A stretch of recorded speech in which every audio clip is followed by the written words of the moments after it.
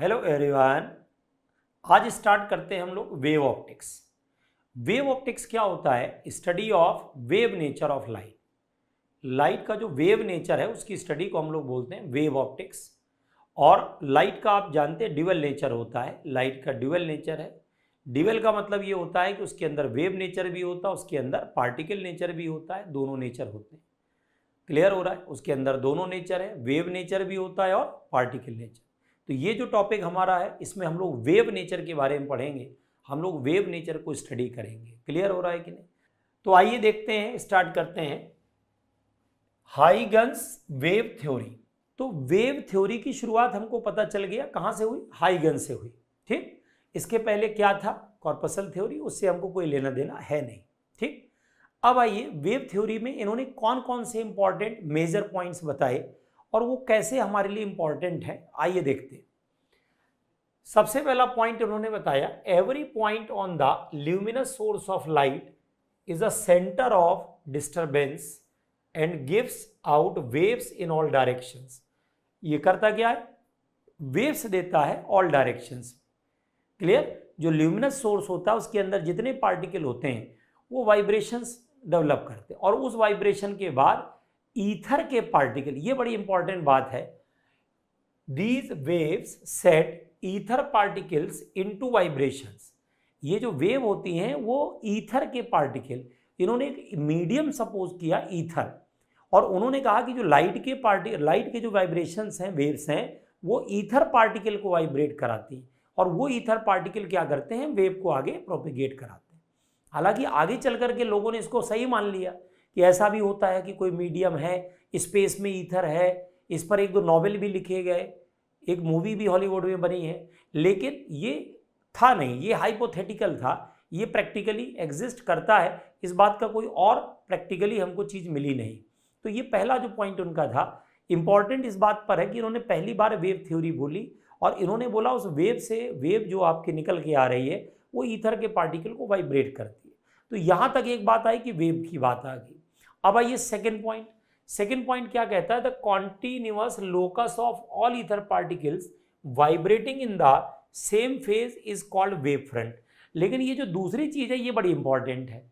इसने कहा कि जो मीडियम है, मीडियम के जो पार्टिकल सेम फेज में वाइब्रेट करेंगे। अब ईथर का नाम भूल जाओ, मैं ईथर वर्ड ही नहीं यूज कर रहा हूं, मैं कह रहा हूं मीडियम।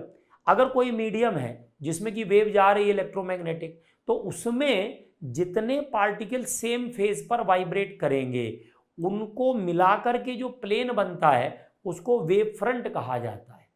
उसको क्या कहा जाता है? उसको वेव फ्रंट कहा जाता है। That is called wave front. Clear हो रहा है कि नहीं? तो यहां पर एक नई बात उन्होंने बताई कि एक ऐसा प्लेन जहां पर सारे के सारे पार्टिकल सेम फेज में वाइब्रेट करें, इसको वेव फ्रंट कहते हैं।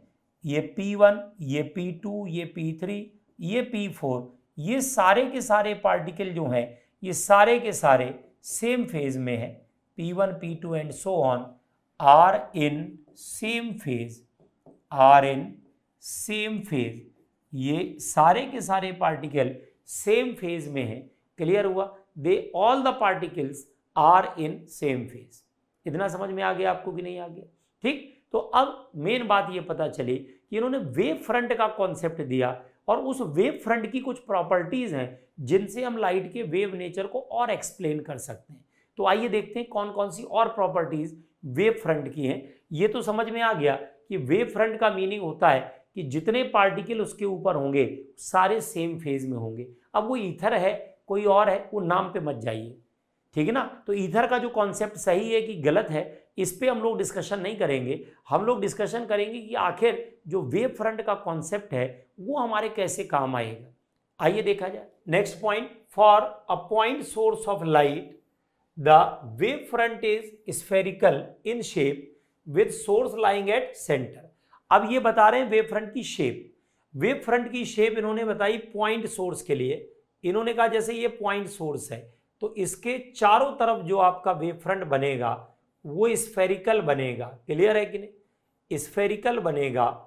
ये स्फेरिकल वेव फ्रंट होगा, ये स्फेरिकल वेव फ्रंट होगा। ये वेव हर डायरेक्शन में जा रही हैं, that is spherical wave front. याद रहेगा, पॉइंट सोर्स है, हर डायरेक्शन में वेव जाएंगी, इधर भी देखो जा रही है, इधर भी जा रही है, इधर भी जा रही है, हर डायरेक्शन में वेव जा रही है। और ये जो डायरेक्शंस में जा रही हैं इसको क्या कहा जाता है, वेव फ्रंट कहा जाता है। ठीक, अगला, when the source of light is linear, अगर लीनियर है, मान लीजिए ये कोई रॉड शेप की है, ये सोर्स बना लिया जाए, तो ये देखो इसके चारों तरफ जो वेव फ्रंट होगा ये कैसा होगा, सिलेंड्रिकल होगा, ये कैसा होगा, सिलेंड्रिकल हो जाएगा। ठीक, तो when the light source is linear then the wave front takes the cylindrical shape, कैसी शेप हो जाती है, सिलेंड्रिकल। इफ अ पॉइंट और linear source is placed at infinity then the portion of spherical और cylindrical wave front is limited to a small region. बहुत बढ़िया बात। अगर सोर्स कैसा भी हो, पॉइंट है, लीनियर है, कोई भी है, अगर इंफिनिटी पर रखा है, बहुत दूर रखा है, तो ये जो शेप होती है ये ऑलमोस्ट प्लेन हो जाती है। इसी को हम लोग बोलते हैं प्लेन वेव फ्रंट। ये देखो, ये आपका वेव आ रही है, देखो ऐसे, और यहां पर जो वेव फ्रंट बनेगा ये कैसा होगा, प्लेन वेव फ्रंट बनेगा, that is plane wave front. Clear, तो ये हमारा प्लेन वेव फ्रंट बनेगा। अच्छा, वेव फ्रंट की कुछ प्रॉपर्टीज हैं, उन प्रॉपर्टीज को देखो, एक तो साफ दिख रही है, क्या, कि जो वेव फ्रंट होता है ये वेव के साथ परपेंडिकुलर होती है। याद रहेगा, जो वेव फ्रंट होता है वो वेव के साथ परपेंडिकुलर होती है। अब अगर वेव के साथ ये परपेंडिकुलर हो गई, इसका मतलब है कि यहां पर जितने पार्टिकल आएंगे हर तरफ इक्वल डिस्टेंस पे होंगे, तो अपने आप सेम फेज में हो जाएंगे। भाई सोर्स से अगर इक्वल डिस्टेंस पर है तो ये सेम फेज में हो गए। तो पहली प्रॉपर्टी तो ये है, और भी प्रॉपर्टीज है, आइए देखते हैं कौन कौन सी है। ये देखिए, अब ये शुरुआत जो हो रही है ना, ये आपके वेव फ्रंट की प्रॉपर्टीज की ही हो रही है। कौन कौन सी है प्रॉपर्टी, देखिए, every point on the wavefront is a center of new disturbance giving out secondary wavelets. These secondary wavelets travel out in all directions with the same speed as that of light. समझिए आप कुछ, क्या हो रहा है कि जो wave front होता है, वेव फ्रंट के अंदर जितने पॉइंट होते हैं सारे के सारे न्यू सोर्स बन जाते हैं। क्या बन जाते हैं, न्यू सोर्स। कैसे, ये देखो, जैसे कि मान लो ये पॉइंट P1 है, ये पॉइंट P2 है, ये पॉइंट P3 है। क्लियर, ये हमारा P1 P2 P3, ये P1 P2, हर तरफ देखो वेव जा रही है, P1 है, P2 है और P3 है। P1 से भी हर तरफ वेव जाएगी, P2 से भी हर तरफ वेव जाएगी, और ये जो वेव जाती हैं इनको बोला जाता है सेकेंडरी वेवलेट्स। क्या बोला जाता है, सेकेंडरी वेवलेट्स बोला जाता है। These are called secondary wavelets. तो क्या पता चला कि each point of the wave front becomes new source of light, और जो निकल के जाती हैं उनका नाम होता है सेकेंडरी वेवलेट्स।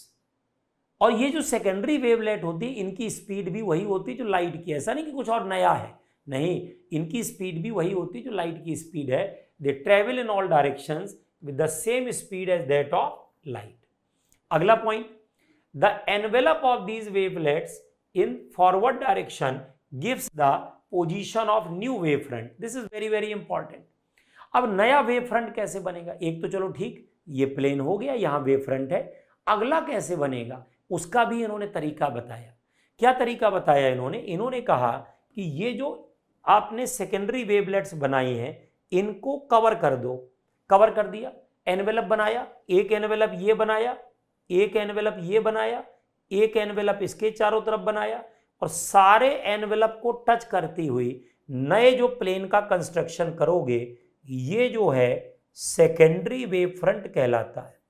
इसको बोलते हैं सेकेंडरी वेव फ्रंट।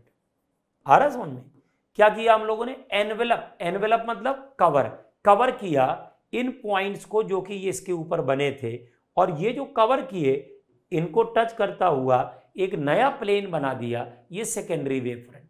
जैसे कल को मान लीजिए आपने स्फेरिकल वेव फ्रंट बनाया होता, ये सोर्स है और ये देखो वेव फ्रंट बन गया, ये देखो यहां पर ये पॉइंट होते, इनके आप एनवेलप बना दो भाई, बना देते हैं, ये एनवेलप देखो बन गए, बन गए, इनको टच करता हुआ नया प्लेन बना दो, बना दिया, ये कौन सा वेव फ्रंट हो गया, ये सेकेंडरी वेव फ्रंट हुआ कि नहीं हुआ? This is called secondary wave front. Wave front को शॉर्ट में WF लिख दे रहे हैं। क्लियर? तो जो वेव फ्रंट होता है ये कैसे बनता है?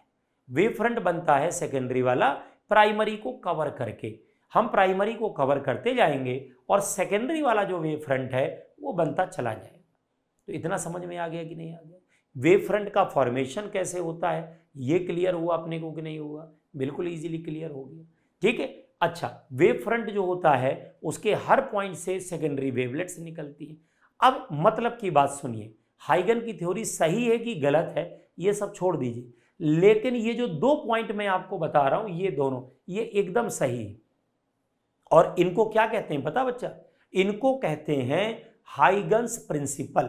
तो ध्यान रखिएगा, ये दोनों जो पॉइंट तुमने बनाए हैं ये हाइगन्स प्रिंसिपल कहलाते हैं। हाइगन्स प्रिंसिपल कहलाते हैं। These are called Huygens principle. ये हमारे हाइगन्स प्रिंसिपल होते हैं। तो ये जो 2 पॉइंट हैं इसके हाइगन के, ये मॉडर्न वेव थ्योरी में भी एकदम फिट बैठते हैं, इसलिए इनको हमने अलग से नाम रख दिया हाइगन्स प्रिंसिपल। ये बोर्ड एग्जाम में क्वेश्चन अक्सर आया करता है, हाइगन्स प्रिंसिपल। तो हमें पूरी थ्योरी नहीं लिखनी होती है, हमें केवल ये 2 पॉइंट लिखने होते हैं। कौन से? एक ये, every point on the source becomes new source, every point on the wave front becomes new source, emits secondary wavelets in all direction. और दूसरा, ये जो वेवलेट्स होती हैं इनका जो कवर होता है इनको मिलाकर के नया जो प्लेन बनता है ये हमारा नया वेव फ्रंट होता है। क्लियर हुआ कि नहीं? तो ये कहलाता है Huygens principle. Okay, very very important. अब आइए नेक्स्ट देखते हैं।